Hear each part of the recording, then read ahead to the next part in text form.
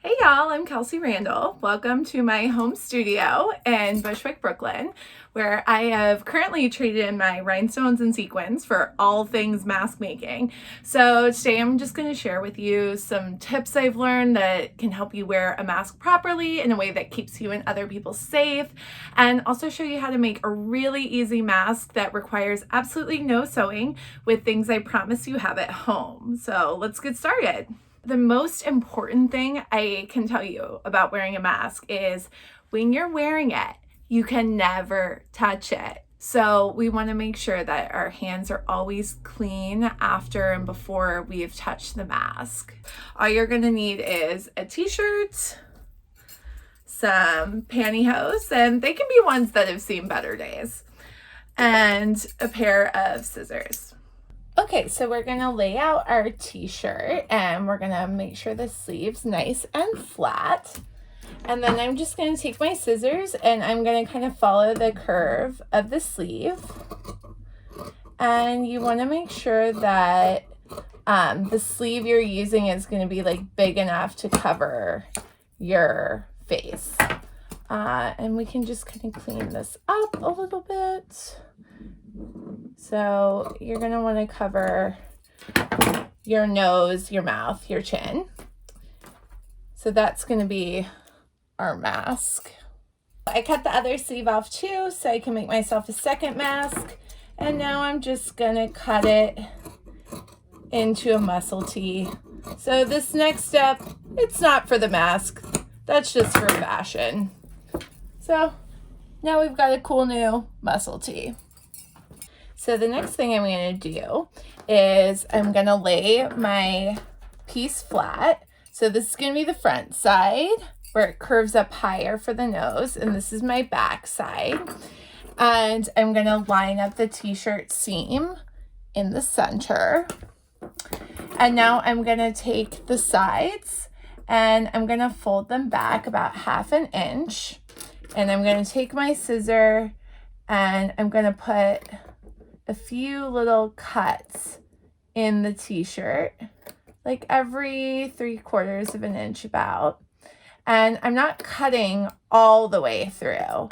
I'm just making little slashes here. Okay, so we're gonna do that on both sides. Voila. Okay, now we're going to make some ties for our mask. So we can use, ribbon for this. You could use shoelaces, or we can use the, bits that we cut off when we made our muscle tee. So I'll just use that.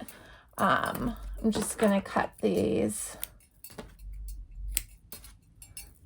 shorter. So with the shorter pieces, we're going to turn these into a mask that loops around the ear.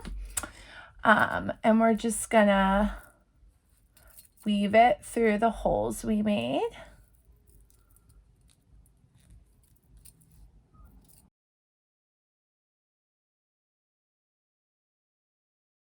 All right. And then we can kind of just tie loops.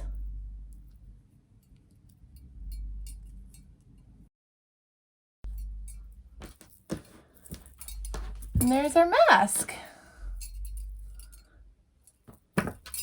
So one of the most exciting things we've learned this past weekend is how effective it can be to add a nylon pantyhose layer onto your mask. Just adding this extra layer, it's proved very effective in laboratory testing. So we're just taking the pantyhose, making sure it's lined up at the top, and we're just going to cut a straight line across. So we're basically just cutting off the crotch. You want to make sure there's no runs in this part of it, but this is just going to become our mask cover.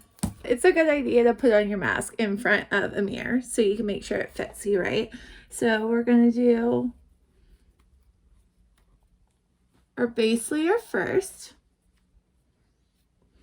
making sure it's covering my nose, my chin, I made sure I washed my hands before I did it. Feels tight around my ears. All right, we're good there.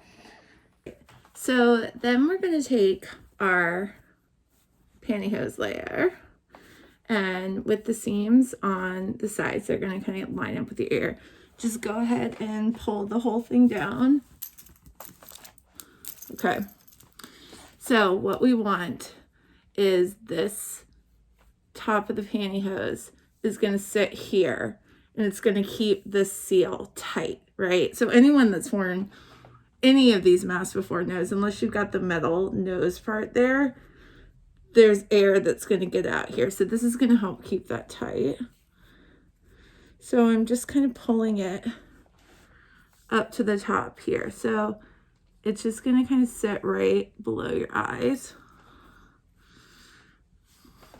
So, okay, we've got it on tight.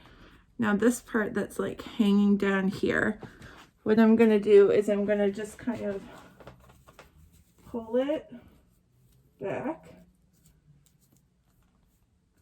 And I'm going to like twist it. And I'm going to twist all my hair into it.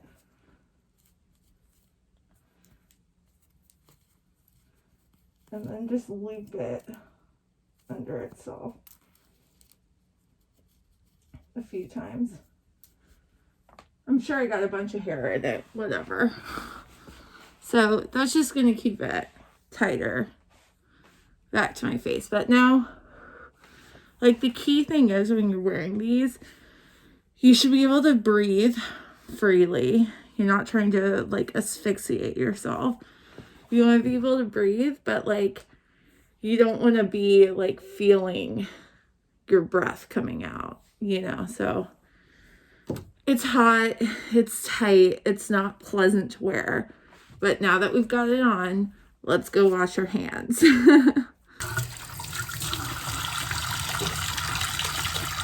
So it's really important that your mask fits well. I would recommend, if you've got a mask and you're not used to wearing masks, that you wear it around the house for a while and make sure you're not going to have any issues with it sliding or falling. Just kind of troubleshoot that all before you leave the house wearing it for the first time. Obviously, this mask is supposed to be a barrier, right? So we don't want to touch it. If you want, you can borrow my own mantra when I'm wearing a mask, and that's just mask is lava. Like, I'm really trying not to touch it at all.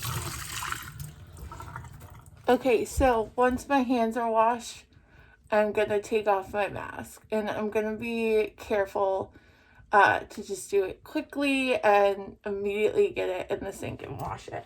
So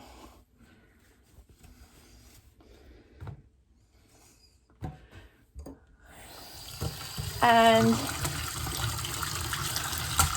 hot water and dish soap, okay?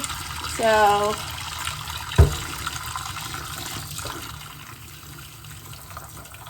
literally you're gonna just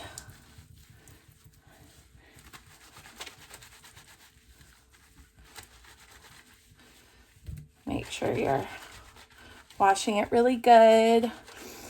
You know, doctors I've talked to have said, you know, minute or two, hot water, dish soap. We know dish soap kills the virus, so.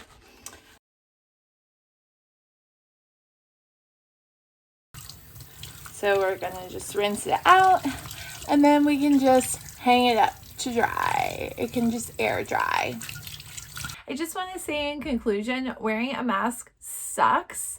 It's really hot, it's uncomfortable, it's a constant reminder that we're in the middle of a pandemic, but it's the least we can do to keep ourselves and our communities safe.